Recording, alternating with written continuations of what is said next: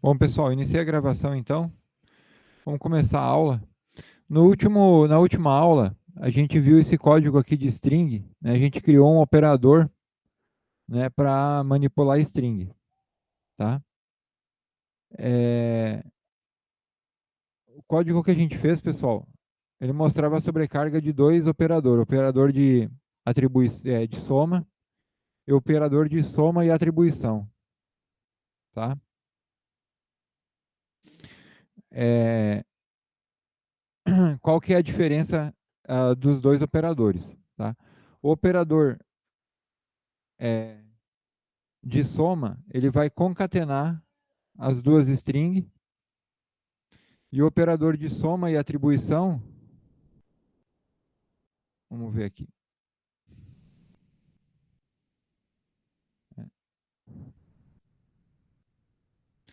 A gente criou duas strings, né?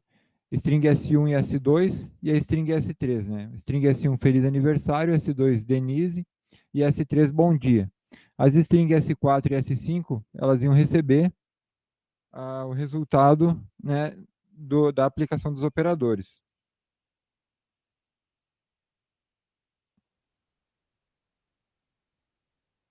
Pega, filha. Tá? Bom,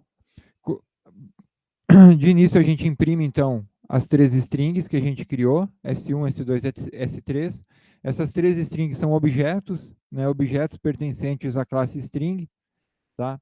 A gente pode construir essas strings então passando uma sequência de caractere para o construtor dessa string, tá? Como é que isso aí funciona? Ó, o construtor da string vai fazer a cópia, né, usando aquela função string copy. Não sei se vocês lembram, eu passei para vocês o site, aquele C++, tá? Esse programa, essa função string copy, ela pega uma string e copia, tá, em outra string. Tá? Então, nesse caso aqui, ó, ele vai receber uma string S, tá, como parâmetro do construtor, e vai copiar o conteúdo de S para dentro do conteúdo de str. Tá? str é um dado membro, tá, da classe string. Então, vai ser a informação que vai compor o objeto quando a gente instanciar. No caso do objeto S1, tá, essa sequência de caractere feliz aniversário vai ficar armazenado nessa variável aqui str. Tá? E cada string vai ter a sua variável str. Tá? Com a sua sequência de caractere, cada um no seu espaço de endereçamento daquele objeto. E aí, pessoal, a gente aplicou então os dois operadores. O operador tá mais igual, ele vai fazer o seguinte, ele vai concatenar as duas strings e o resultado da concatenação ele vai armazenar na variável à esquerda do operador. Tá? Então, ele vai pegar o conteúdo do operador que está à direita e vai atribuir ao operador que está à esquerda. Tá? E o operador de atribuição, ele vai fazer o seguinte, ele vai pegar o que está à direita e vai somar com o que está à esquerda e vai retornar um objeto oculto, um objeto sem nome. Tá? Que aí a gente usa o operador de atribuição para atribuir a um objeto.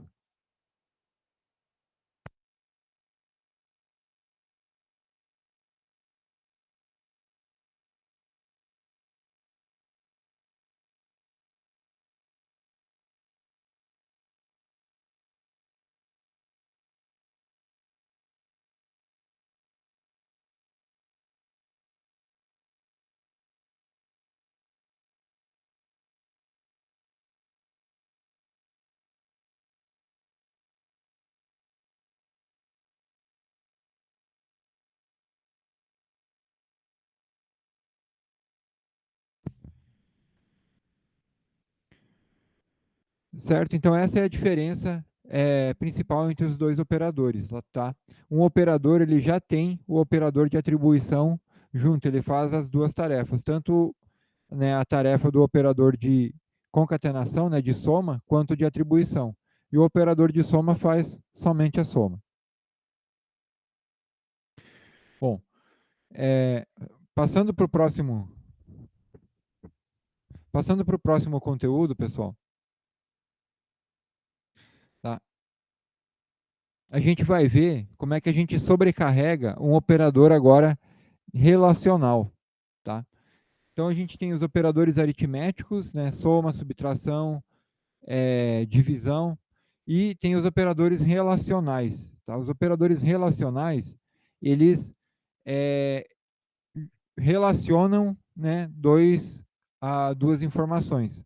Então, com o operador relacional, né, a resposta dele sempre vai ser um número booleano, né, sempre verdadeiro ou falso. Então, toda vez que a gente usar um operador relacional, esse operador vai retornar para a gente ou verdadeiro ou falso. No caso, vamos ver o operador menor. Tá? Então, a gente vai testar se algo é menor, tá? Se uma variável é menor que outra, se uma informação é menor que outra.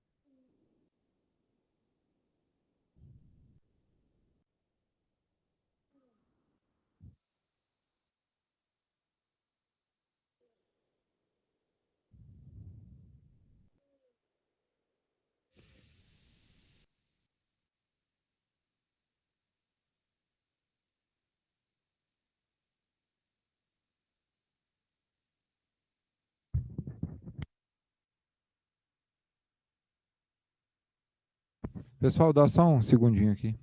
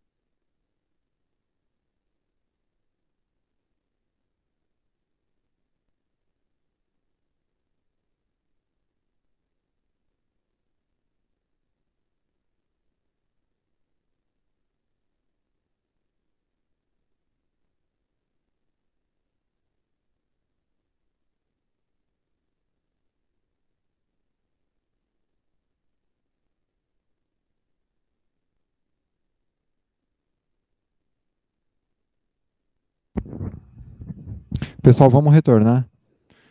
Eu tô com, eu tô com minha filha aqui, ela estava dando birra, mas vamos lá. Então, pessoal, a gente vai fazer comparação. Como exemplo, a gente vai pegar de novo a classe string, tá? Vamos criar objetos string e vamos fazer comparação entre strings, tá? Então, toda a parte da definição da classe continua igual, tá? Tanto o construtor, tá? O construtor de cópia, tá? O construtor que converte matriz, aquele método para retornar o comprimento, né? O tamanho da cadeia de caractere que o objeto string está armazenando, tá? O método para printar também continua igual, né? A sobrecarga dos operadores, e aí o que que muda? Agora a gente tem a sobrecarga do operador, tá? Do operador menor. Então, quando a gente vai fazer uma comparação entre duas strings, tá? Digamos S1 e S2, a gente vai fazer S1 menor que S2, por exemplo. E aí a gente quer saber se S1 é menor que S2, tá? Como é que a gente consegue comparar caractere ou string, por exemplo? Tá? Por exemplo, a gente sabe que o A, pela ordem alfabética, vem antes do B. Então a gente consegue comparar os caracteres e saber qual caractere vem antes do outro. É por ordem alfabética ou o tamanho da string? É por ordem alfabética, só que na verdade não é bem isso. Não é bem. É o seguinte, o que acontece é que ele usa a tabela ASCII, e aí cada caractere tem um número inteiro atribuído, né? Na verdade, lá na memória RAM, né, uma variável, um caractere que está armazenado lá, no final das contas ele vai ser uma sequência de número binário. Daí a gente pode comparar. Então, a sequência de número binário que armazena o caractere A, o que representa o caractere A, ele é menor do que a sequência de número binário que representa o caractere B. Porque a tabela foi construída né, seguindo a ordem alfabética.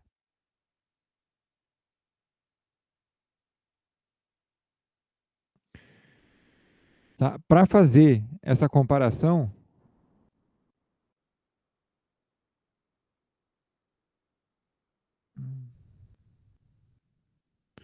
a gente vai usar, pessoal, outro método lá da C++, que é o string comp. Esse método ele faz a comparação entre duas strings. Se ele retornar um valor menor do que zero, significa que a primeira, que a string, né, que chamou o operador, ou seja, a string à esquerda, tá, é menor do que a string que foi passada, que está à direita do operador. Aqui, pessoal, para facilitar, está usando aquele operador ternário. Tem um operador em C que ele opera sobre 3 operandos. É o operador interrogação, dois pontos. Ele significa o seguinte: antes do ponto de interrogação, vem uma sequência lógica, né? Uma proposição lógica. Tá? Essa proposição lógica, ela vai retornar um valor verdadeiro ou falso.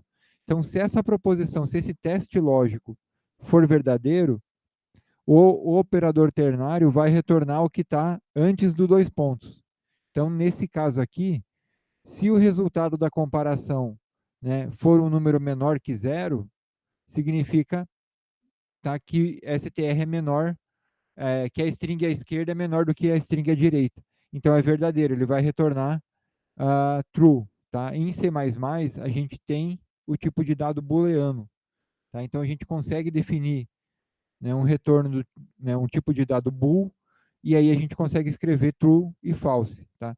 True representa 1 em inteiro e false representa 0 em inteiro. Tá? Por trás, na verdade, são números inteiros que ele está manipulando. O operador igual igual, tá?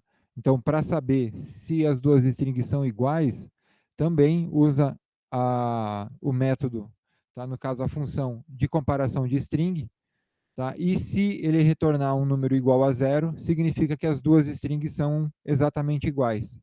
Tá? Então, da mesma forma, para facilitar a programação, usa o operador ternário. Tá? Então, se o resultado da proposição lógica, ou seja, se o número retornado por string copy for zero, então isso significa que as duas strings, tanto a direita quanto a esquerda do operador, são iguais. Então, ele vai retornar true. Tá? Caso contrário, vai retornar falso. E aí, para a gente testar isso aí, pessoal, a gente pode criar um métodozinho de ordenação. Então, se a gente consegue comparar se uma string é maior que outra, a gente consegue ordenar essas strings, tá? E outra coisa ainda, pessoal, a gente pode fazer vetores de objetos, tá? Na função main aqui vai ficar mais claro como é que isso aí funciona.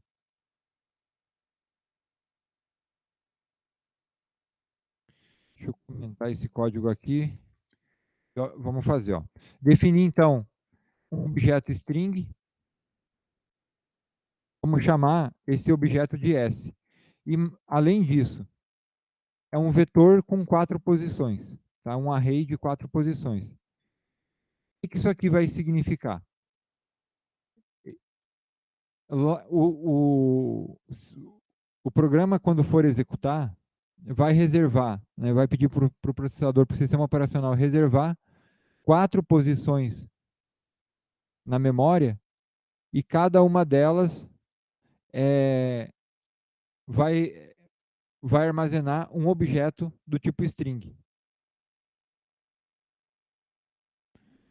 Então, para cada uma dessas 4 posições, então posição 0, 1, 2 e 3, tá? Do vetor S. Então, quando a gente acessar S0, ele vai acessar o primeiro objeto, tá? O objeto da primeira posição.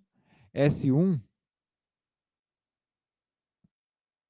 o segundo objeto string. Cada objeto string aqui vai ter a sua própria variável str, tá? A única variável que é compartilhada é a variável max, porque ela é uma variável do tipo estática. Lembram? Quando a variável é estática, ela só ocupa uma única posição de memória, né? A mesma posição de memória para para todos os objetos criados.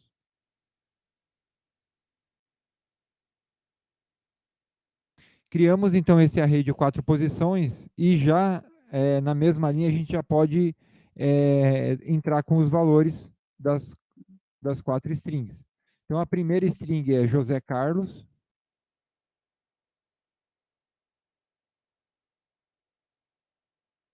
Separa por vírgula, igual matriz. Vamos dar um enter aqui para facilitar a leitura. Segunda é Denise.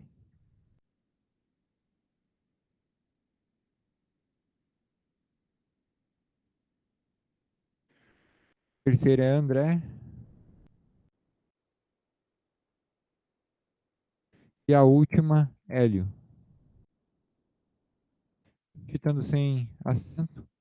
No final, o ponto e vírgula, né, para finalizar a linha.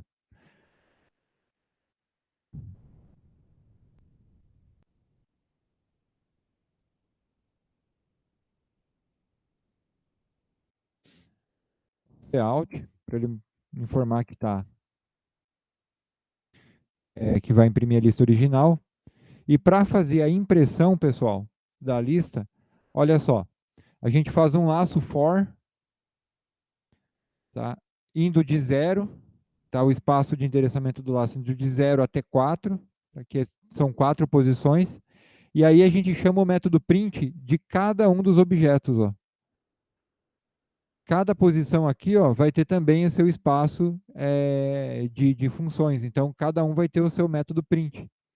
A gente pode chamar o método print para cada um, tá, dos objetos do array, e ele vai imprimir, então, na ordem, cada um dos nomes.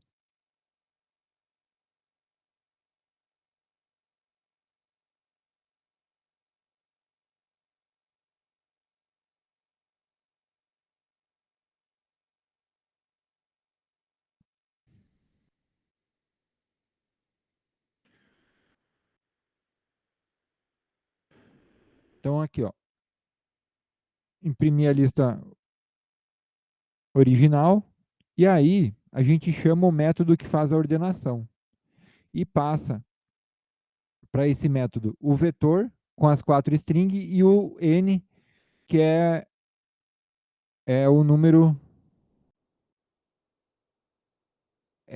que é o número de strings na lista, né? Que é igual a 4. Deixa eu botar aqui int n igual a 4.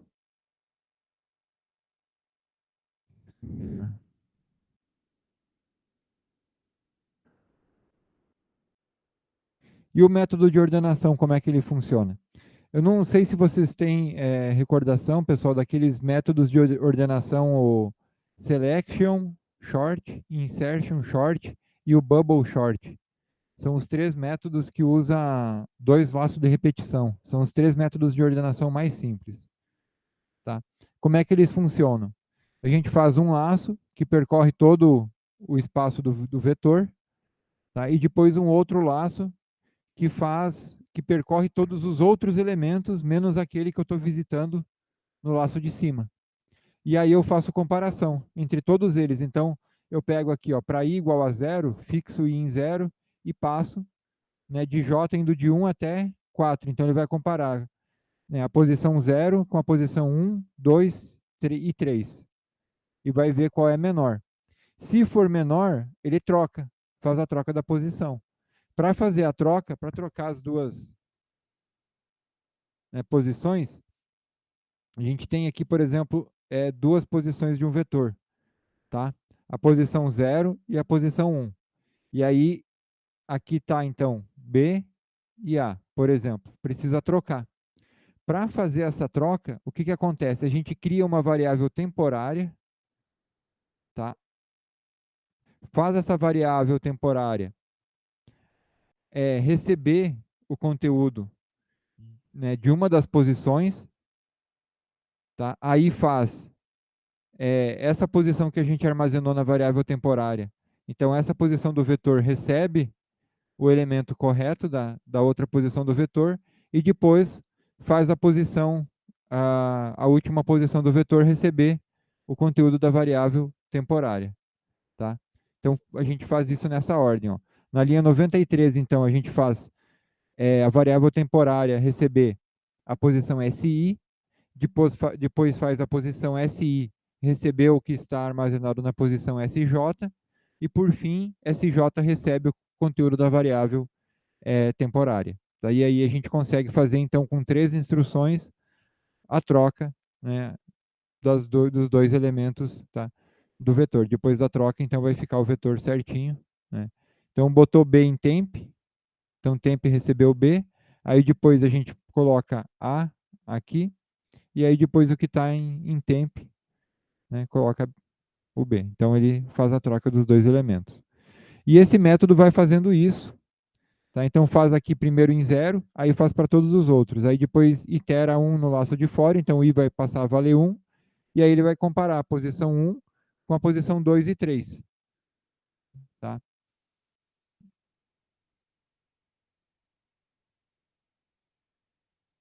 Aqui, ó.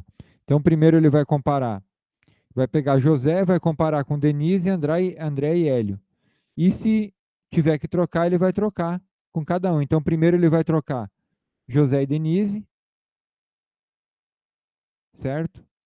Aí depois que ele fizer todas as comparações, ele vai deixar a primeira posição já vai estar ordenada, ele passa para a segunda, compara com as outras duas, terminou esse laço, terminou de novo o J, o I vai valer 2, então ele pega a posição 2 e compara com a terceira e aí encerra. Então ele faz N ao quadrado comparações, ele compara todo mundo com todo mundo praticamente. Tá? É um dos métodos assim de introdução à ordenação. Então a gente chama esse método e depois que chama esse método, então o conteúdo do vetor S ele vai estar ordenado. E aí basta a gente chamar o laço de novo e chamar o print para cada posição, ele precisa imprimir a lista ordenada. Vamos ver então como é que fica.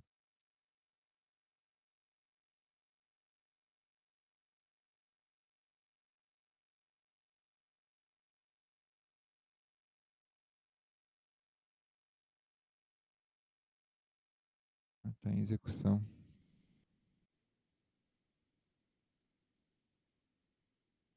Ó. Então, a primeira lista, a lista original, né? José Carlos, Denise, André e Hélio. E depois a lista já ordenada. Ó, posição 0, André, depois Denise, depois Hélio, depois José Carlos. Se a gente quiser fazer passo a passo, né, para ver a impressão passo a passo, a gente também pode. Né? É só a gente colocar os prints aqui dentro do laço, tá? Para cada vez que ele fizer uma iteração, ele imprimir como que está a lista inteira.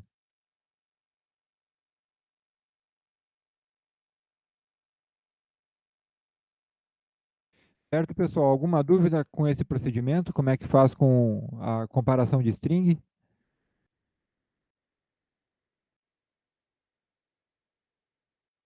Não, dá implementado neles, nesses códigos pra ver como é que rola. Tá certo.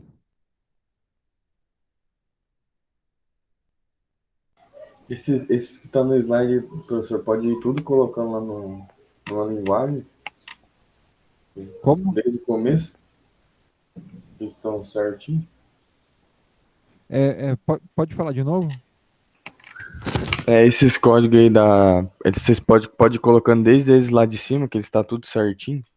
Ah, sim, tá tudo certinho, sim. Beleza.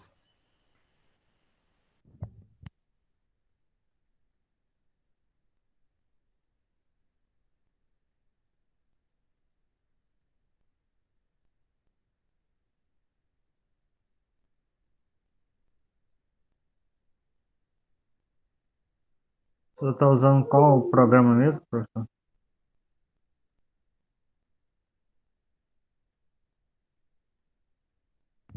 Eu estou usando o CodeBlocks.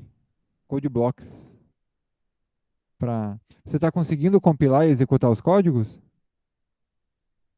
Eu não baixei o CodeBlock, não. Só estou usando o Falco aqui. É a mesma coisa. Eu fui olhar, o Falcon usa o mesmo compilador, então é basicamente a mesma coisa. É, salva como CPP, né, o arquivo.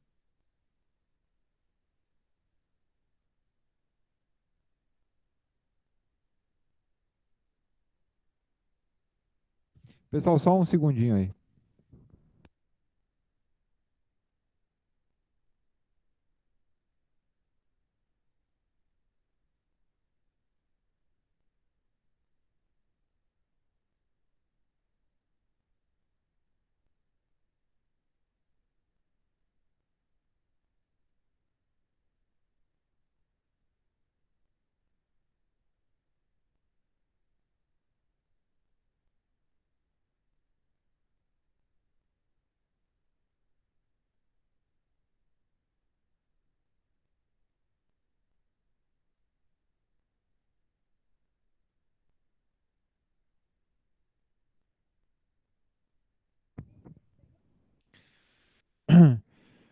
Bom, pessoal, tem umas coisinhas assim que facilitam, né, na orientação a objetos. Por exemplo, olha o tanto que ficou simples, né, fazer um método de ordenação, né, com poucas linhas. Né, aqui eu acho que não chega a ter 20 linhas, né, a gente faz um métodozinho de ordenação, ele não é muito eficiente, mas para strings, né, para vetores pequenos, ele ordena bem, ordena até rápido.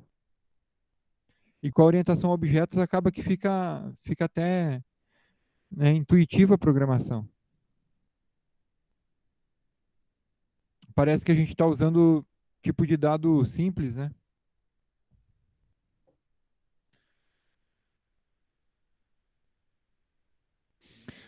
O tipo de dado booleano, ele é definido, tá, em C++.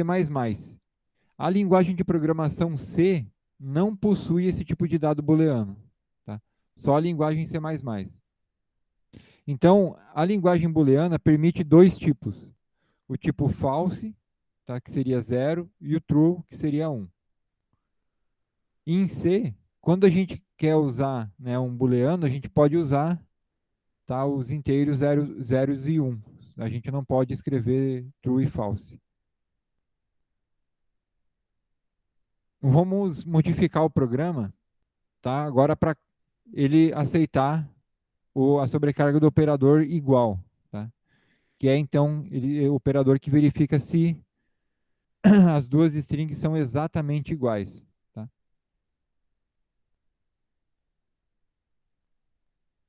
Como é que esse operador funciona? Da mesma forma que o outro, tá? Ele vai retornar um booleano, então ele vai retornar o verdadeiro ou falso. A gente faz uso do operador ternário para facilitar a programação. Em uma única linha a gente consegue definir essa sobrecarga. E também usa então o método da biblioteca padrão, string_comp, que faz a comparação entre strings. Se esse método retornar um valor inteiro igual a zero, significa que as duas strings que a gente passou para o método são iguais. Tá? Então, se for igual a zero, retorna true. Se for falso, ou seja, qualquer número negativo ou positivo, né, ele vai retornar falso. E para testar, pessoal,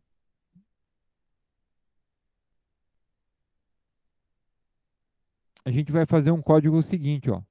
Agora a gente definiu um tamanho de 80 strings para aquele vetor de string e a gente vai fazer um laço que vai percorrer, tá, de n igual a zero até 80 e a gente vai digitar as strings que a gente quer armazenar, tá?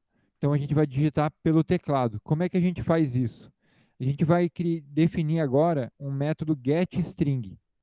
Esse método getString, ele é um método que vai pertencer ao objeto string, assim como o método print, tá? O método get também vai pertencer à classe.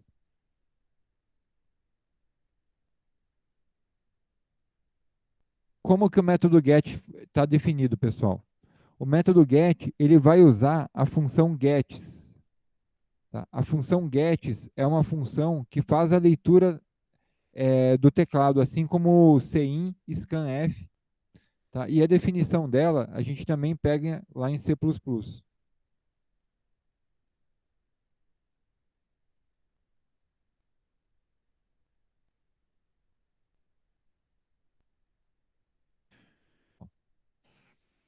Tá? Ele pega uma string, tá, do stdin, do teclado, certo? Tá? Tem exemplos de uso, tá? A função gets. Ela está lá em stdio, tá? No arquivo stdio.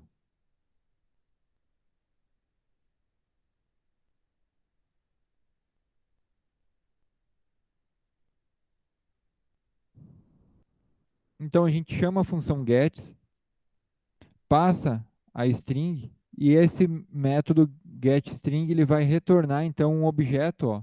A gente cria um objeto, tá? Passa o valor da string e ele retorna então um objeto string. Tá? Quando a gente chamar, igual aqui ah,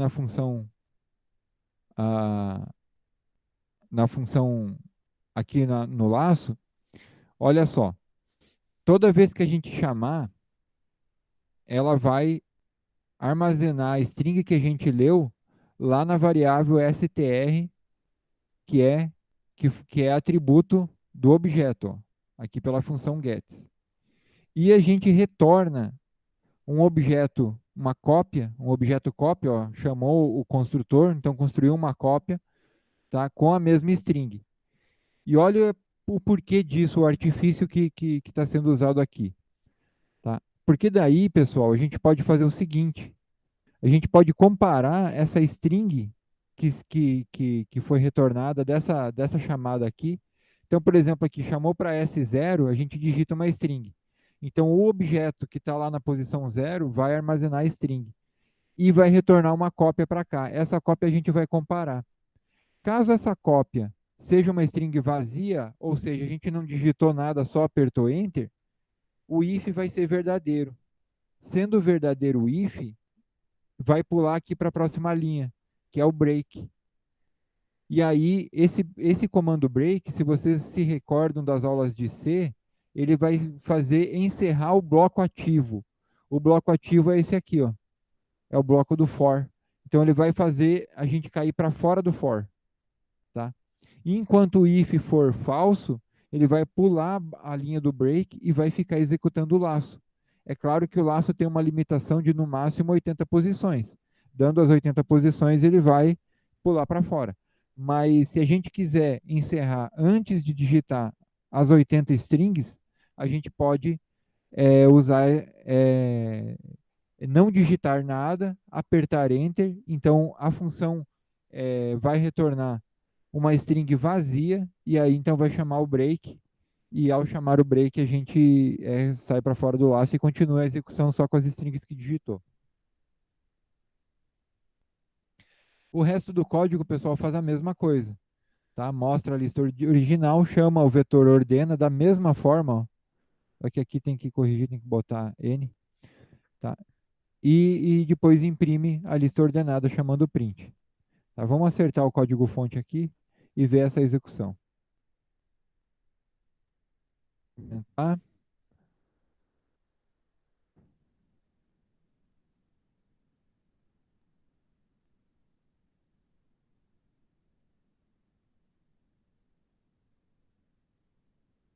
N igual a 80.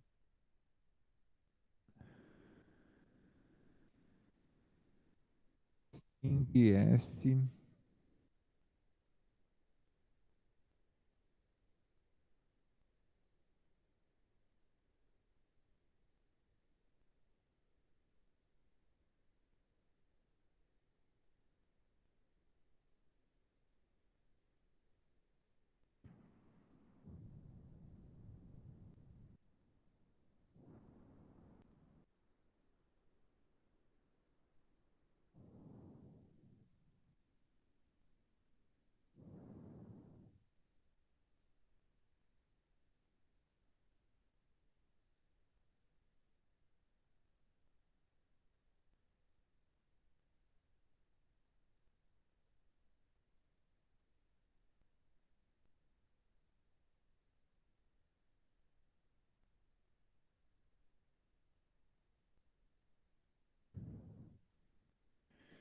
Digite nome ou enter para terminar.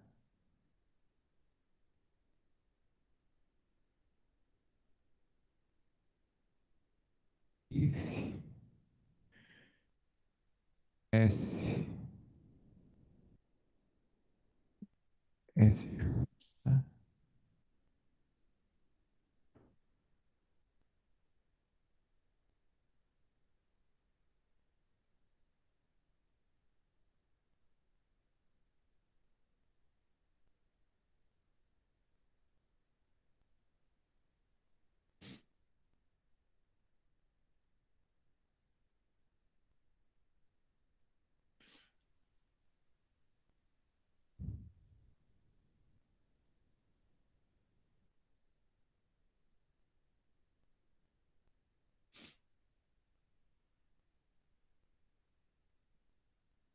Então vamos ver. Compilou. Digite o nome ou enter para terminar. Então vamos lá.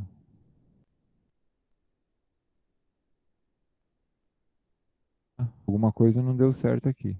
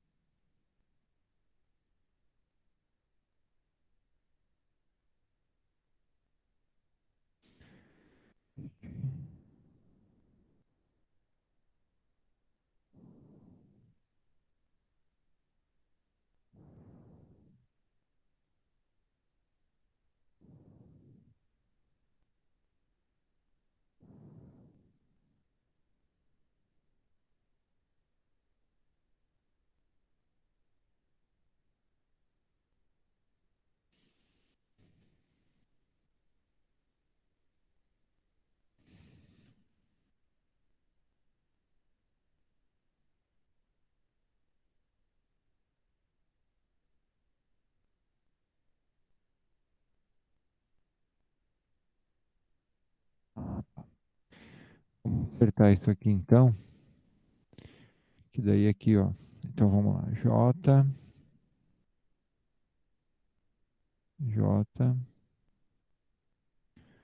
agora sim.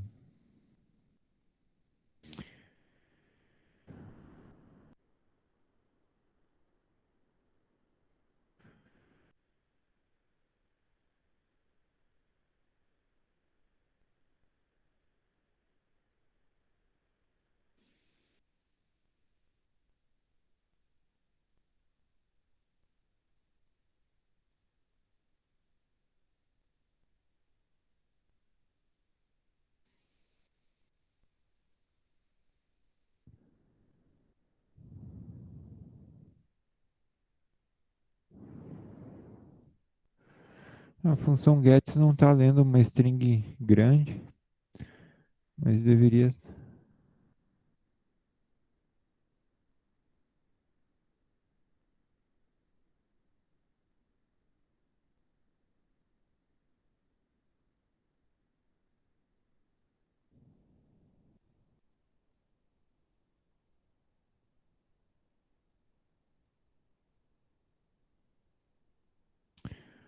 Bom, a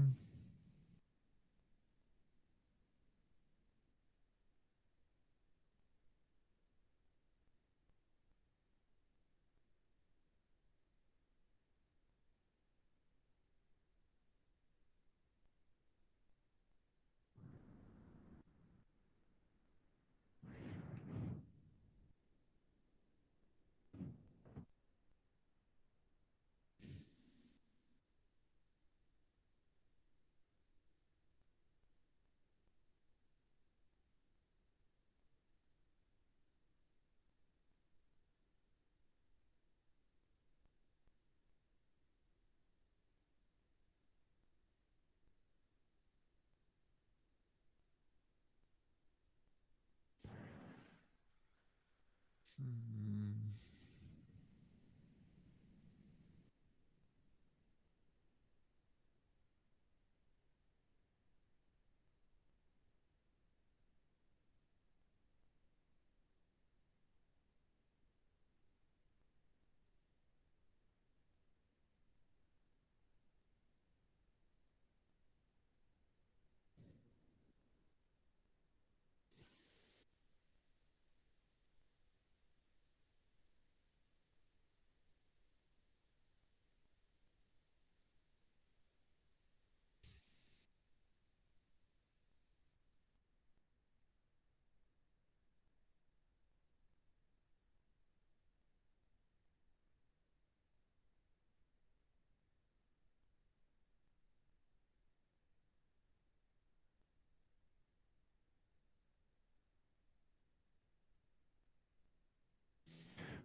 um teste aqui para ver como é que ela compara duas strings. Duas strings vazias dá certo. Bool A,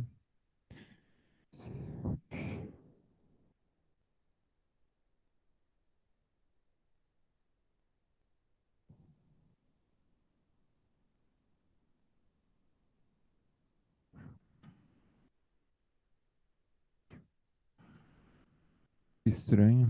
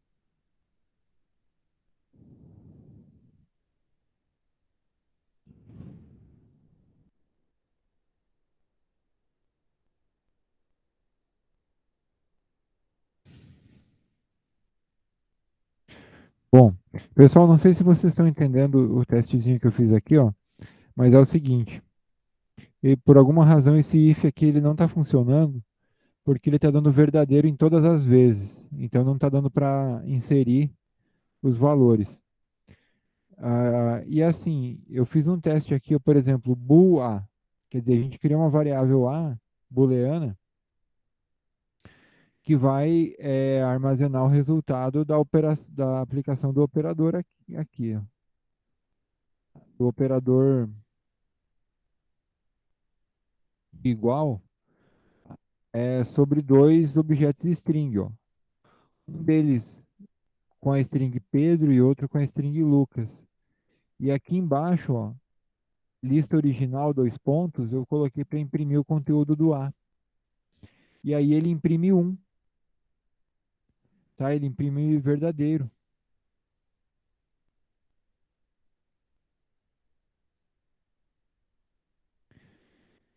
É, como se o resultado de string comp entre as duas strings fosse sempre zeros, né? Como se as duas strings fossem iguais. E elas não são.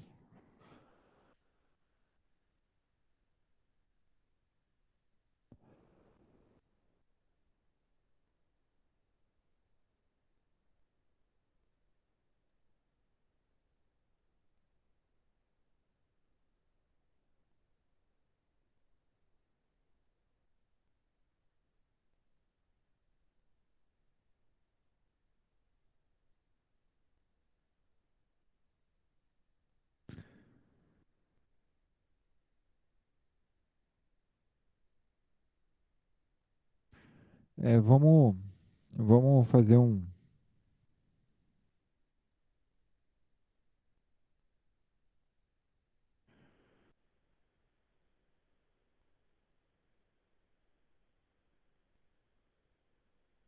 colocar n igual a 4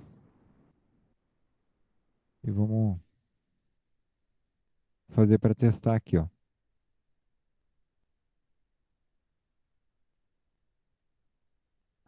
Então, mas de novo.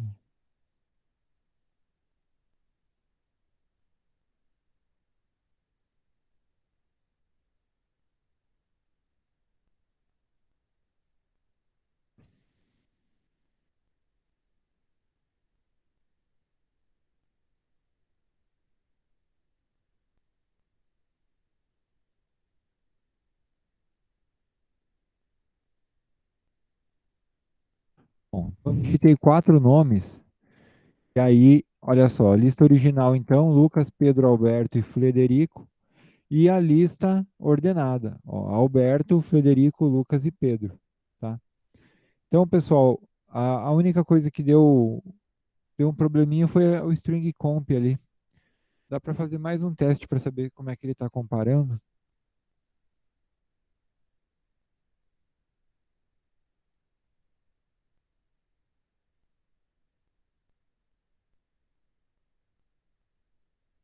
Fazer isso aqui para a gente saber o que está acontecendo.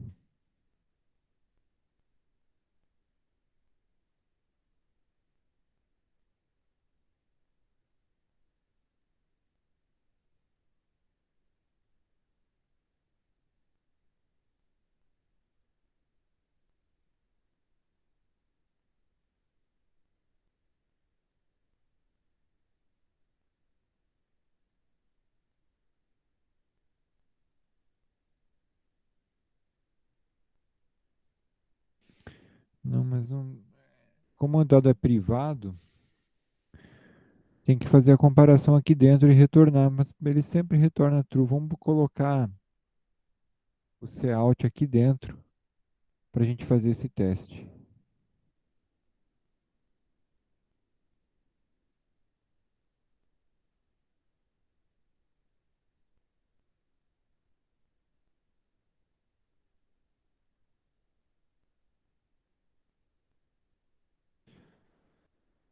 Em cima, então, vamos só colocar aqui um marcador.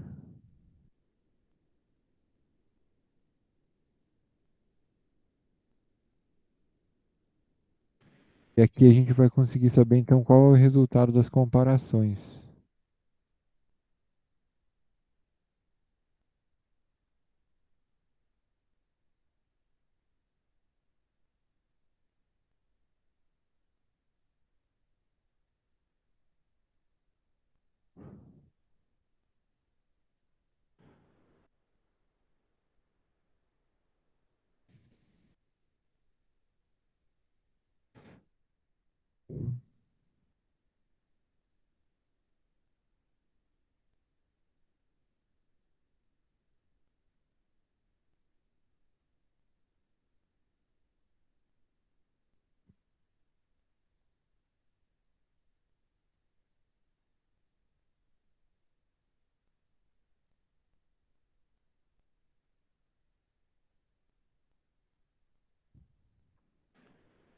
Ele não entrou aqui, ó, não.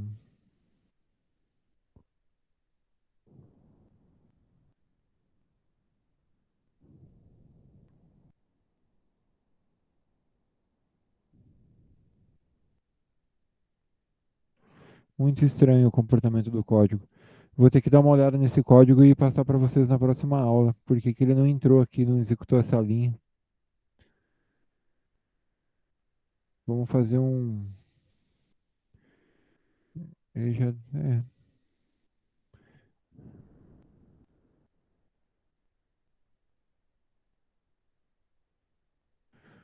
Ele deveria ter printado aquela linha. E não printou. Isso significa que ele não entrou aqui. Então ele não chamou.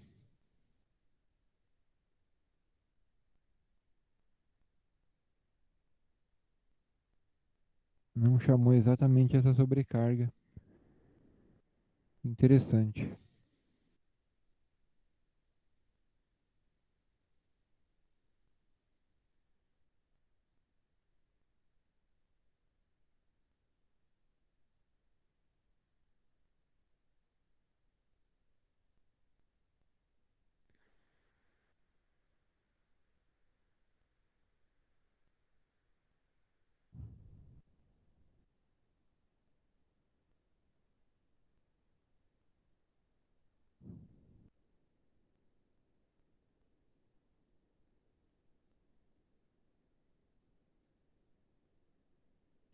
Bom, vamos seguir com o conteúdo.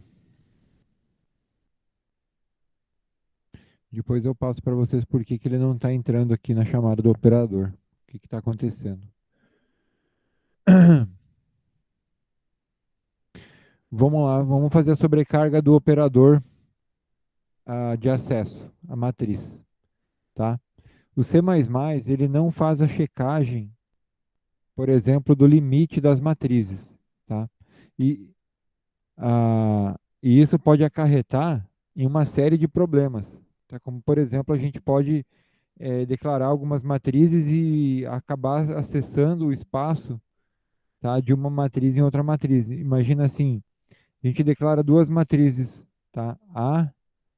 A4 e B4 também. Como é que vai ser isso aqui? Como é que elas vão ficar lá na memória? Elas vão ficar, vai ficar então aqui armazenadas as quatro posições e aqui também armazenadas as quatro posições. Só que lá na memória RAM, tá? Essas duas matrizes elas são como se fosse uma única estrutura, tá? Sequencial. Então, primeiro vem os primeiros quatro elementos da matriz A e depois os quatro elementos da matriz B. E então, se eu acesso aqui o A vai de 0, 1, 2, 3. Se eu acesso o A4, eu invado o espaço do outro, tá? Da outra matriz. No próximo exemplo, a gente vai criar a classe matriz, onde a gente vai armazenar as notas de alguns alunos, tá? E a gente vai sobrecarregar o operador de acesso à matriz.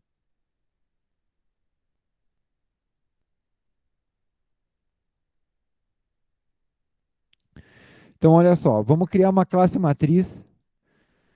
No caso, é uma matriz unidimensional. ela novamente vai ter uma variável estática constante, que é o tamanho máximo dessa matriz. Então, a gente vai definir que essa matriz tem um tamanho máximo de 50 elementos, tá? E ela é estática por quê? Porque não importa quantas matrizes eu instanciar, quantos objetos desses a gente criar, tá? Essa variável max, ela sempre vai ocupar a mesma posição da memória, tá? E aí, então, a gente cria um vetor, um array unidimensional, com dados do tipo ponto flutuante, tá? De max posições. Então, é um vetor de max posições, tá? Até 50 posições. Quando a gente instanciar essa classe, tá? Para cada objeto instanciado, a gente vai ter, então, uma variável max compartilhada e um vetorzinho de 50 posições, um array de 50 posições para cada objeto instanciado. Um construtor público, tá? Um construtor vazio. E aqui, ó, a sobrecarga do operador. Olha só que interessante. Para fazer a sobrecarga desse operador,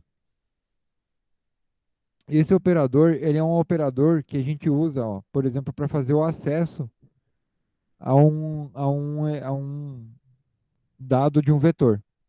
Esse operador, ele retorna para a gente um endereço, tá? Essa que é a semântica desse operador. Ele vai retornar para a gente um endereço onde o dado vai estar armazenado. E quando a gente passa um número aqui dentro desse operador, tá? Ele vai somar essa quantidade de endereços inteiros, tá? Para retornar o endereço, tá? Que está o dado. É, explicando de novo. Digamos que a gente criou aqui, ó, n, tem max, tem 50 posições. Tá? Toda vez que a gente chama aqui, ó, n0, tá? Esse operador ele vai pegar o endereço onde n, o endereço inicial de n, e vai somar 0 posições. Então ele vai retornar para a gente o endereço da posição 0. Se a gente passa um índice, tipo aqui o índice 45, ele vai pegar o endereço inicial de n e vai somar 45 posições e vai nos retornar, então, o endereço da 45ª posição, né, do 45º elemento desse vetor. Tá? É assim que ele funciona. E aí a gente sobrecarrega o operador e indica aqui, ó, abre e fecha. Então, e aqui entre parênteses a gente coloca o parâmetro que vai ser passado para o operador. No caso, é uma variável inteira que é o índice, tá? O índice do elemento que a gente quer. A gente também criou um método aqui, ó, que é média. Então, por exemplo, a gente tem os elementos desse vetor, dessa matriz, e se a gente quiser a média, tá, dessa matriz, a média dos elementos dessa matriz. O construtor, como é que ele funciona? O construtor ele vai simplesmente inicializar todos os elementos da matriz com o número 0, para evitar lixo de memória. Acho que a gente já comentou sobre lixo de memória. Tá? Então, ele é um laço que vai começar de 0 até max, né? Ou seja, até o limite do tamanho que for armazenado. E aí ele vai pegar índice a índice e atribuir o valor 0. É isso que o construtor vazio, né, o nosso construtor básico faz. Então, como ele é o construtor default, ou construtor padrão, todo objeto que a gente instanciar, toda matriz que a gente criar, ele automaticamente vai chamar e executar esse procedimento. Então, toda vez que a gente declarar uma matriz, automaticamente essa matriz vai ter seus 50 elementos igualados a 0. Tá? Não vai ter lixo de memória em nenhuma matriz instanciada, em nenhuma matriz criada. E a sobrecarga do operador? Então, ele vai retornar um endereço, tá? O operador pertence à matriz, e a gente passa um índice. Tá? Cria uma variável estática do tipo ponto flutuante que armazena -1. E aí a gente verifica. Se o índice for maior ou igual a 0, ou seja, se o índice for um índice positivo, a gente não tem índice negativo para matrizes, né? Poderíamos fazer isso, mas vamos considerar que não, que são só índices positivos, vai de 0 a n. Tá? Então, se o índice for um número positivo, né, maior ou igual a zero, e o índice for um número menor do que a variável max. Tá? Então, aqui a gente faz a checagem para verificar se o índice é um índice válido. Tá? Ou seja, é um valor pertencente entre zero e max menos um. Tá? Por que max menos um? Quando a gente cria uma matriz em C, por exemplo, se ela tem 50 elementos, o endereçamento vai de 0 a 49. Tá? Então, o elemento 0 é o primeiro elemento.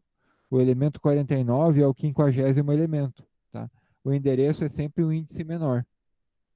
Então, a gente faz esse if aqui para verificar se o índice que foi passado é um índice válido, se não vai dar um acesso, né, indesejado à memória.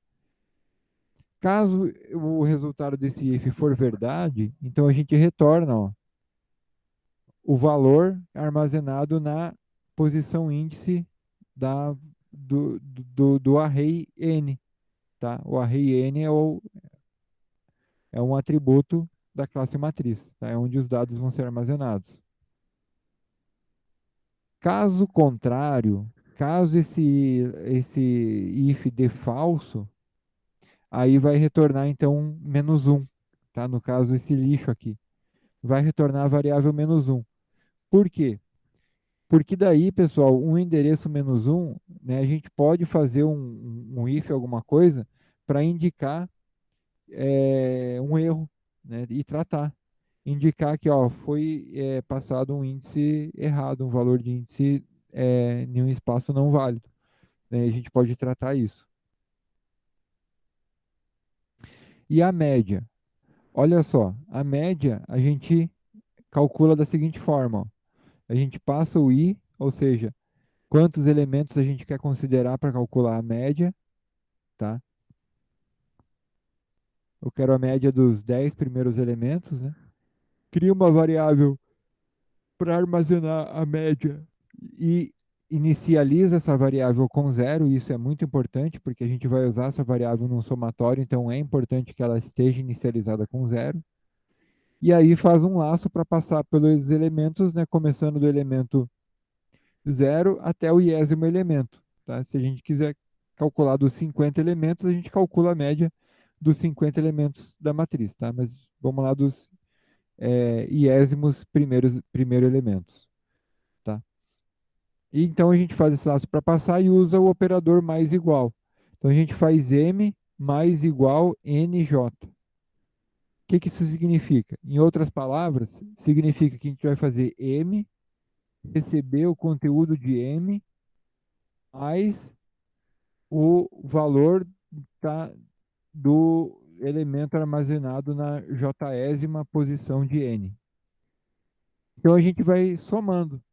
Tá? Para i valendo, para j valendo zero, a gente vai somar em n está valendo zero, m está valendo zero, vai somar em m o valor da posição zero. Está valendo 1, vai somar daí o valor da posição 1. E em m já estava armazenado o valor na posição zero. Então, quando a gente chegar no final, a gente vai ter somado todos os elementos. Fazendo a soma de todos os elementos, para calcular a média, falta o quê? Dividir pelo número de elementos que a gente somou. A média aritmética simples, né, é a soma dos elementos dividido pelo número de elementos que a gente somou. Então, ó, m, e aí faz aqui, ó, o static cast, tá, para um float da variável i. O que é esse static cast?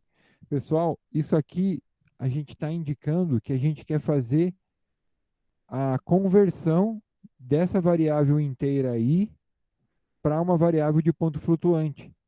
E ao fazer esse casting, a gente garante que não vai ter nenhum problema no cálculo aqui, que o cálculo vai ser feito com duas variáveis do mesmo tipo, tá? Float dividido por float vai retornar um float, tá? A precisão do cálculo vai ser a mesma, tá? E é muito importante fazer o casting. Às vezes a gente faz, mas não tem problema, eu vou dividir o m por i e vai dar certo, tá? Mas às vezes nem sempre dá certo, pessoal. Tem que sempre fazer o casting. Infelizmente, em C++ e em C, a gente tem que definir os tipos e tem que fazer as operações considerando os tipos dos dados. A gente não pode misturar tipo de dado para fazer uma operação, senão dá errado. Beleza, calculando a média, retorna a média e vamos para a função main. Ó, criamos uma matriz chamada notas, tá? Setamos uma precisão de 2 casas decimais para o objeto cout, e aí usamos o laço do while. Lembram do laço do while? Principal diferença do laço do while para o laço while simples é que o laço do ele garante que vai executar pelo menos uma iteração. Então ele executa a primeira iteração para depois fazer o teste lógico e saber se vai executar de novo ou não. O laço while não, ele primeiro faz o teste lógico. Então usar o while não garante que a gente vai executar a primeira iteração. Usar o do while, aí a gente garante que pelo menos uma vez ele vai executar. Então, esse laço do while a gente vai fazer para digitar as notas. Tá? Ó, digite a nota do aluno e aí usa o CIN para armazenar o conteúdo que a gente digitar no teclado lá em notas I. Tá? Então, olha só. Isso aqui, ó, notas é um objeto e a gente usando o operador que a gente sobrescreveu, a gente consegue usar como se fosse uma matriz, um array comum, um array de float, um array de, mas não é um objeto, tá? Isso aqui, ó, só é possível porque a gente sobrescreveu o operador de acesso. Então a gente consegue usar o objeto, esse tipo de dado complexo, como se fosse um tipo de dado simples, tá? Olha aqui no while, ó. E dá para usar dessa forma, ó, fazer comparação com o resultado da aplicação do operador, tá?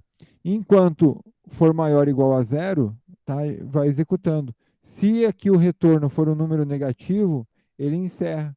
Quando que ocorre um número negativo? Quando ele retorna lixo, tá? Se a gente passar um índice negativo, tá? A gente encerra a inserção de dados.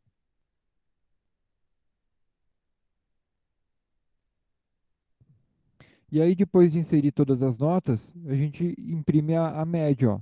Notas.média e passa aí -1, né? O tanto de notas digitadas. Tá? E aí printa a média. Vamos lá?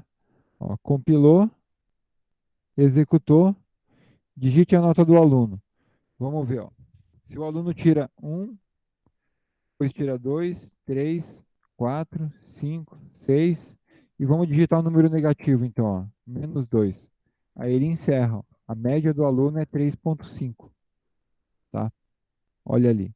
Então, ele calculou a média, tá? Aceitou todas as entradas, tá? A gente armazenou as entradas como se a gente estivesse usando uma matriz simples, tá? Olha só, notas, como se notas fosse uma matriz simples, mas na verdade não é. Tá? Notas é um objeto, tá? Da classe matriz que a gente definiu, ó. Aqui dentro que está o array com os dados que a gente vai armazenar na matriz. Tá? Tá encapsulado nessa variável privada, nesse dado membro privado, nomeado como N. Certinho, pessoal? Alguma dúvida com esse exemplo?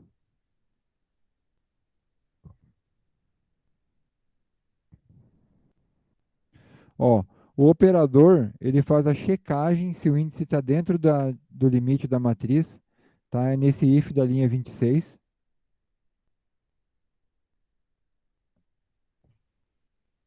Bom, conversão automática de tipo. Próximo conteúdo. Quando o compilador encontra uma expressão que contém diferentes tipos de dados, ele vai tentar fazer uma conversão, tá?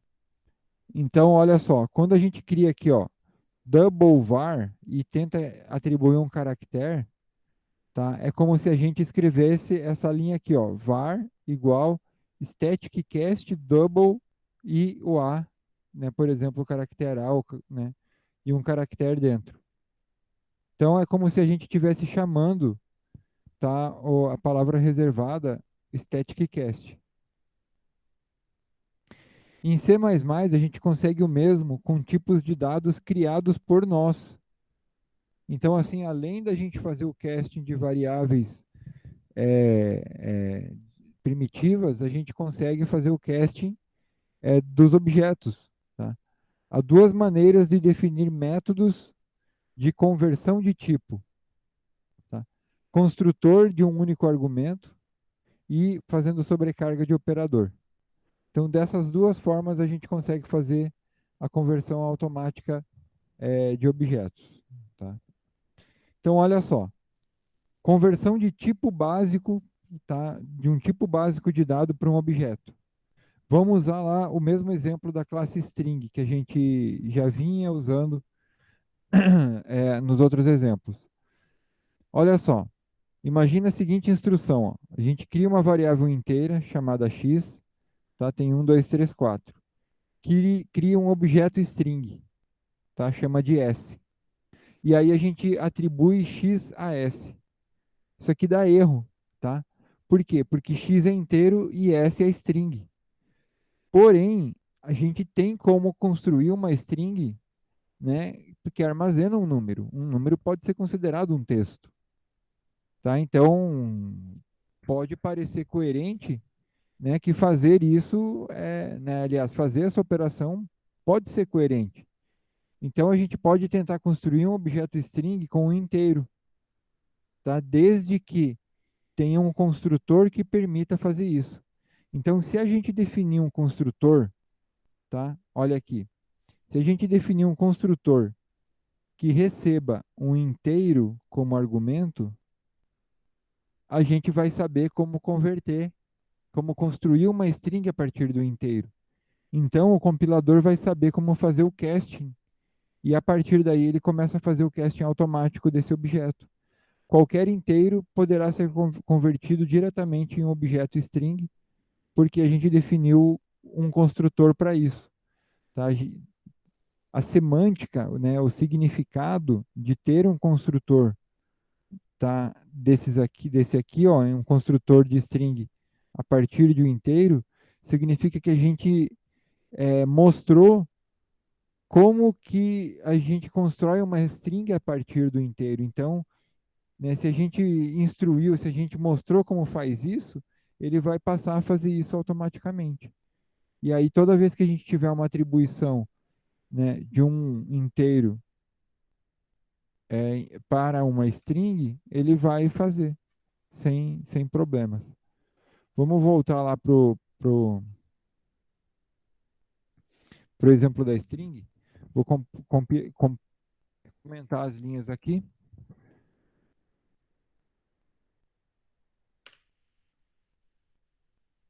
Olha aqui, ó. Então ele criou uma string s e um número x e colocou 1, 2, 3, 4. E depois a gente faz a atribuição, ó, s igual a x. Tá? Eu vou comentar o construtor aqui em cima para vocês verem o erro. Ó. Aqui o construtor já está pronto. O que que tem nesse construtor? Ele só tem o seguinte: itoa é um método que converte, tá, de inteiro para o a é caractere. Quer ver? Vamos lá, ó. Copiar. Vou dar um Ctrl C. Ctrl C e vamos lá no C++, ó. Tem vários métodos que convertem. Ó. Converte um inteiro em uma string, certo? Então é isso que esse método faz. Tá? Então essa função a gente chama para fazer isso.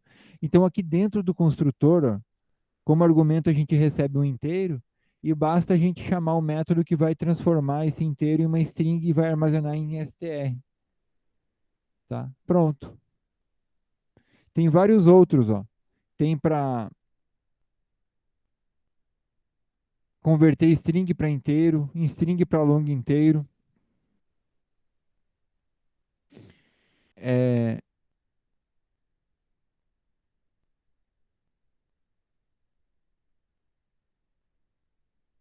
e tem outras funções também, tá? Para converter, não só para converter de ponto flutuante também, tá? Ponto flutuante para string, não só inteiro. Bom, vamos lá. Eu vou comentar aqui o construtor e aí vocês vão ver como é que ele vai dar erro. Ó, vou comentar aqui, comentar, comentar e comentar.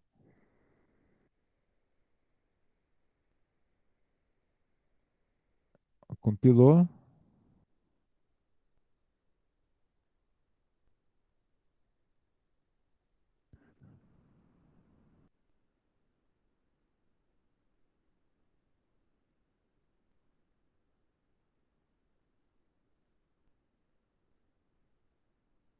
Hum, Ó, e ele deu erro, ó. Ele não deixou, ó, ambiguous overload. Então, ó, para operando operador igual, né, de atribuição para os operandos string e int. Então ele deu, ó, ele não pode fazer essa operação, tá? Porque não tem como fazer isso. Ele não sabe como fazer, o compilador não sabe. Então, se a gente define o construtor, ó, vou tirar os comentários aqui do construtor, e aí ele vai passar a aceitar aquela operação. Compilar, ó, compilou. Então ele passou a aceitar a operação de atribuição de um dado inteiro, tá, de um int, em um objeto criado pela gente. Um objeto, né, S, pertencente à classe string que a gente criou. Tá? Vamos lá. Ó. Rodar, ó. S igual a 1, 2, 3, 4. Tá? Então a gente imprime S, ó. Depois cria outra, ó, string A. Aqui já é o próximo exemplo. Tá? Então a gente pode, para converter um tipo básico em objeto, a gente usa então um construtor com um argumento desse tipo básico. E aí a gente consegue fazer isso. Para fazer o oposto, que é converter do objeto para o tipo básico, tá? Imagine essa linha aqui, ó. A gente cria uma string chamada A, tá? E passa um número para ela. Então, dentro dessa string tem caracteres numéricos. A gente cria uma variável inteira, ó, e quer atribuir a string diretamente lá na variável inteira, tá? Isso aqui também é possível. A gente poderia fazer o static cast, tá? Porém, o tipo string é um tipo definido pela gente, então o compilador também não vai saber fazer. Para fazer isso, a gente precisa então fazer a sobrecarga desse operador aqui, ó, do operador ah, de conversão, tá? Int, ó. Então a gente indica como é que a gente vai converter para um int. E aí a gente usa esse aqui, ó, tá? De A to I, né? De string para inteiro e passa a string, tá? Ó, I to A, o outro é A to I, tá aqui, ó. Converte string para inteiro. Então só usando métodos da biblioteca padrão do C, tá? E aí a gente consegue converter para inteiro e ele vai aceitar essa instrução aqui embaixo, tá? Então quando a gente for printar o y, ó, tá? O y vai ter também o valor do número da string A. Olha ali. Então, ó, S é uma string que a gente atribuiu um número inteiro, ó, 1, 2, 3, 4. E Y é um número inteiro que a gente atribuiu uma string, tá? Um vetor de caractere. E tudo isso, toda essa conversão, tá? Ele fez automático, por quê? Porque ao definir o tipo de dado string, tá? A classe string a gente já previu e já fez a sobrecarga, tá, do construtor que permite a conversão então de um inteiro para a string e também fez a sobrecarga do operador de conversão, tá, do int, tá, que permite então converter a string para um inteiro. E aí o compilador, tendo isso, o compilador já faz isso automático para a gente. Tá? Alguma dúvida, pessoal? Primeiro carrega ele, depois ele transforma, né? Isso. Ó. As linhas em que ele faz o casting, que ele chama aqui, ó, na linha 146, o que está acontecendo aqui, ó? Ele está chamando esse método aqui. Cadê? Ele está chamando esse método aqui, ó, da linha 20. Ele está executando isso aqui lá. Na outra linha lá embaixo, aqui, ó, na linha 152, o que está acontecendo aqui? Ele está chamando esse outro método aqui em cima, ó, aqui, ó, da linha 37. Ele executa isso aqui. Tá? Naquela linha lá, então, toda vez que a gente for atribuir uma string, tá? Uma classe, um objeto de uma classe dessas que a gente criou, para um inteiro, ele vai chamar e executar a linha 37 para fazer a conversão. O compilador vai, na hora de compilar e gerar o código, ele vai fazer essas chamadas automaticamente para a gente.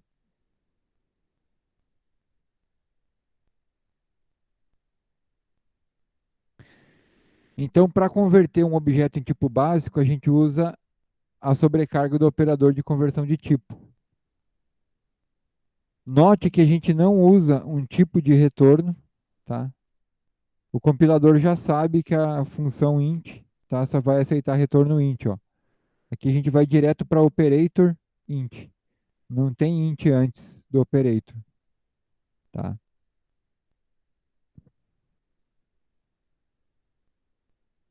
Conversão entre objetos de classes diferentes. O mesmo método usado para conversão entre tipos básicos e tipos definidos pela gente, que né, por classes que a gente criou, a gente também pode converter tipo definido pelo usuário para outro tipo de dado definido pelo usuário. Então, se eu quero converter entre dois tipos de objetos, por exemplo, um objeto string para um objeto matriz, por exemplo, a gente pode fazer isso, tá? Então, olha só. Para isso, a gente tem duas maneiras. Uma, um método conversor de tipo explícito.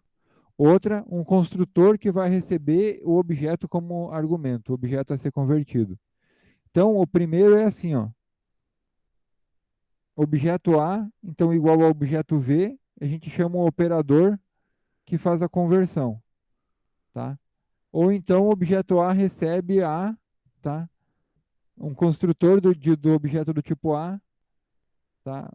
Passando o objeto B para ele construir.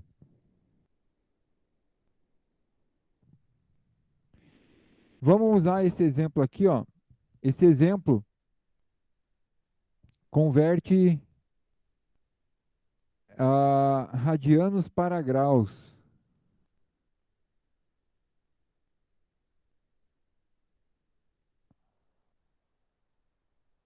Tá? A gente definiu uma classe graus, tá? Ela tem então um dado membro double G. G representa então o valor do grau, tá? É do tipo ponto flutuante. A gente definiu uma variável, uma constante, ó, π, tá? Igual a 3,14. A gente colocou várias casas que é para ter uma precisão legal. E dentro da classe graus, então o que tem um grau? Tá? Imagina qualquer ângulo, né? Grau é um ângulo. Então imagina um ângulo, tá? Então G. Então G vai ser o valor do grau, pode ser 45 graus, né? 4,8 graus, enfim. Então G vai armazenar o valor numérico desse ângulo. E aí a gente tem, por exemplo, um construtor padrão, que vai construir um grau igual a zero, né? Ou seja, 0 grau. Se a gente não passar nenhum valor de grau, então considera 0 grau. Um construtor onde a gente passa um valor, tá? Passa um valor numérico correspondente ao grau, então ele vai inicializar a variável do grau com esse valor.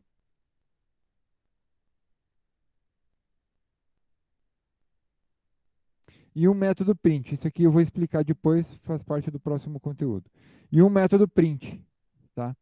Esse método print ele vai printar então o valor numérico desse grau e vai colocar aqui, ó, barra x F8 é o símbolo, né? Barra x é hexadecimal, F8 é o número hexadecimal da tabela ASCII, que representa então o símbolozinho do grau.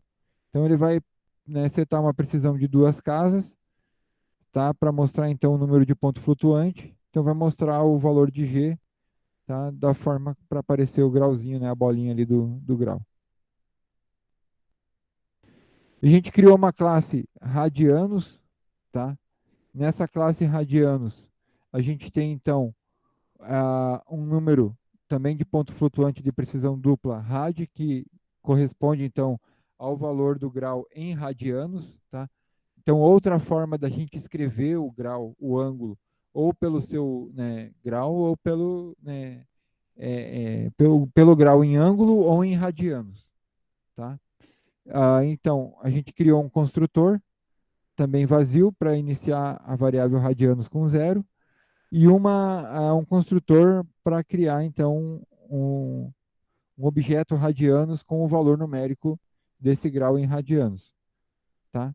Ah, a gente cria também, então, um operador de conversão de tipo para double, que vai converter esse radiano para double.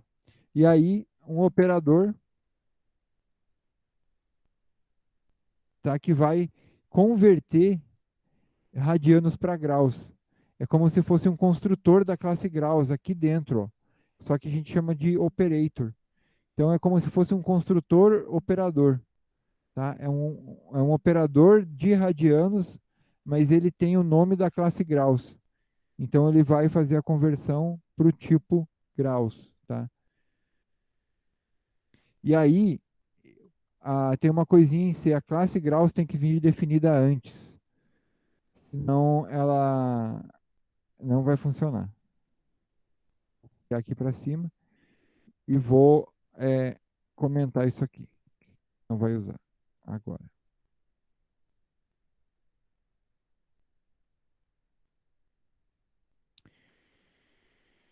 Bom, como é que fica então a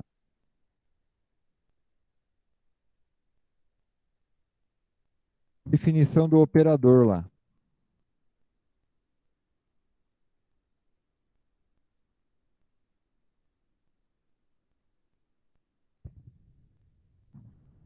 Vai ficar assim, ó, radianos, dois pontos, operator,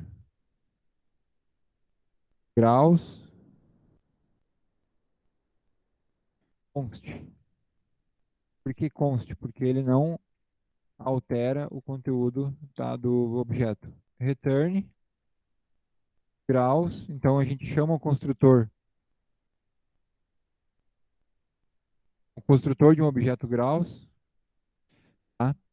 E aí passa então o valor do grau correspondente. Como é que a gente converte? Então, 180 pi é, 1 grau é 180 pi radianos, tá? Então a gente consegue, através dessa expressão, manipulando essa expressão, fazer.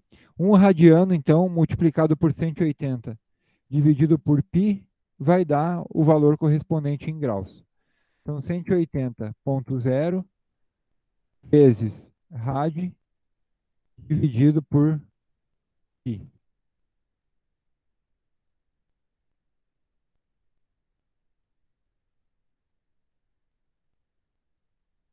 E pronto. Vamos lá. Como é que a gente faz para testar, então? Lá na função main, a gente cria um grau, vamos chamar de GR, e um radianos, tá, que a gente criou passando a variável π. E aí a gente converte, ó, GR recebe rad. Então, ó, grau, aqui é um grau que foi criado com zero, né, 0,0, tá? Então, e radianos foi criado com pi. Então, aqui tem pi radianos.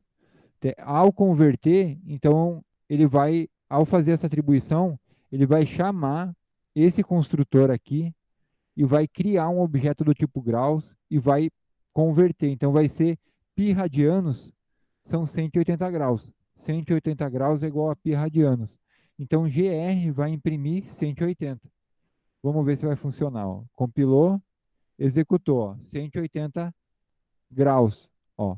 Chamamos print lá de GR pertence à classe graus. O barra x F8 ó, é esse símbolozinho aqui. Então, 180,00 graus, tá?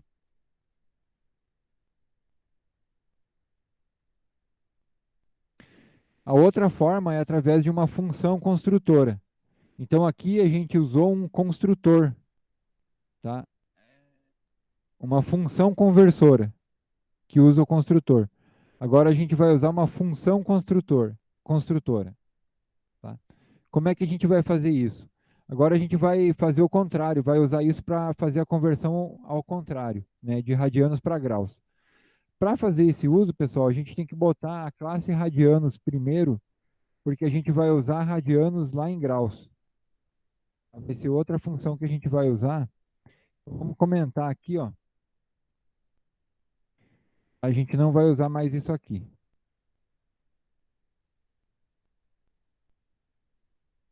Vamos usar agora todas elas lá no objeto graus.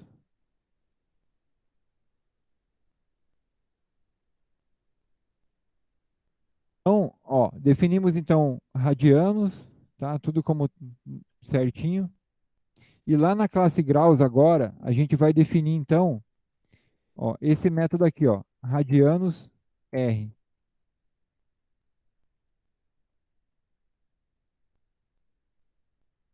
tá? E aí aqui a gente vai converter então graus para radianos.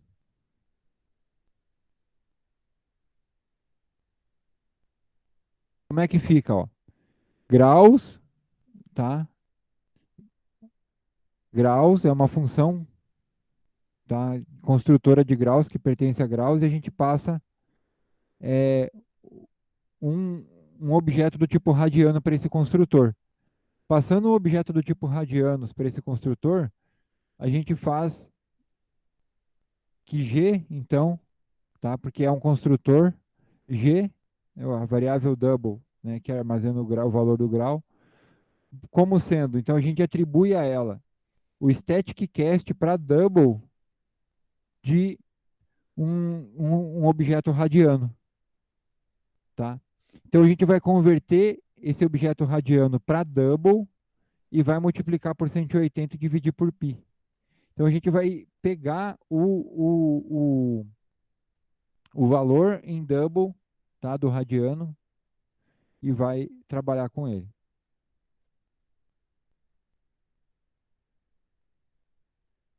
Vamos ver como é que vai ficar. Para testar,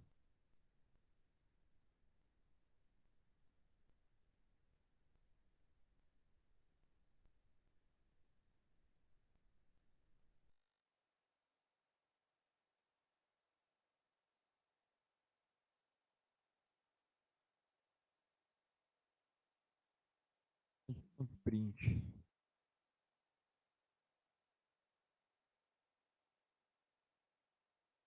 Ó, compilou e executou. Então, olha só. A gente fez de novo a mesma conversão, tá, de radianos para gradiente, para graus. Tá? E a conversão funcionou por quê? Porque agora essa conversão foi feita, tá, de radianos para graus através de um construtor, não mais daquela sobrecarga de uma função, mas através do construtor, tá? A gente construiu um objeto graus agora a partir de um objeto radianos. Tá? Então, apesar de ser aqui a forma de usar ser tudo igual, no final das contas, né, o que está acontecendo é outra coisa. Tá? No primeiro exemplo, ele usou uma função e agora ele está usando um construtor. Então, né, apesar de ser igual aqui na função main, né, por trás ele está acontecendo, tem outra coisa acontecendo. Para a gente adaptar, então, agora, só para finalizar, para adaptar isso aqui, para ficar bivalente, né, para os dois lados, então a gente pode melhorar essa codificação, colocando, então, mais um operador aqui, tá, que vai converter, então, para radianos aqui em graus, e a gente sobrecarrega, então, esse operador de conversão para radianos, e ele vai converter certinho. Tá? A gente faz o cálculo, ó. Então, pega o valor em graus, multiplica por π e divide por 180. Tá? E aqui cria, chama o construtor de radianos, tá? E o operador, então, retorna um objeto do tipo radiano com o valor, tá, do grau convertido para radiano. Tá? Para testar, ó, vamos criar aqui agora um GA e um RA, tá? Um outro radiano e um outro grau. E também vamos fazer a atribuição, ó, de GA em RA. Tá? E ao imprimir, olha só, compilou e ó, executou, ó, 180 e 3.14. Tá? 180 graus, ó, GR, tá? GR recebeu o quê? O rad-π, né? Igual rad-π. E RA recebeu GA. GA é o quê? É um grau com 180. Certo? Quando usar essas conversões, ó, muitas vezes fica a critério do programador definir se vai usar construtor, função, sobrecarga, tá? Porém, em certos casos, a gente não tem acesso ao código-fonte. Então, a gente tem que usar, tá, a função conversora. Tá? Ela tem que estar na classe que a gente criar. Quando a gente quer criar, igualar um objeto de uma biblioteca a um objeto nosso, então a gente tem que usar a função conversora. Quando a gente quiser converter um objeto nosso para um tipo de biblioteca, aí a gente tem que implementar essa função como uma conversora de tipo, tá? Que a gente não tem acesso ao código das bibliotecas, então a gente tem que converter no nosso código, nos nossos objetos. E as ambiguidades, tá?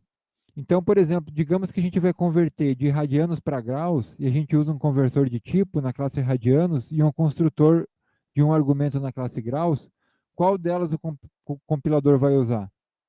Tá? Se a gente, né, fizer uma, né, tanto a conversão em graus quanto em radianos, a gente escreve nas duas classes.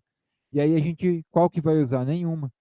Se a gente criar uma ambiguidade, criar duas formas para o compilador fazer a conversão, o compilador não vai saber decidir qual delas usar e ele vai dar erro de compilação, tá? E a gente vai ter que usar só uma. Ok? Pessoal, era isso que eu tinha preparado para essa aula. E já são 9h03. Vocês logo, logo vão ter outra aula. Vocês têm alguma dúvida, alguma coisa que vocês queiram perguntar sobre esse conteúdo?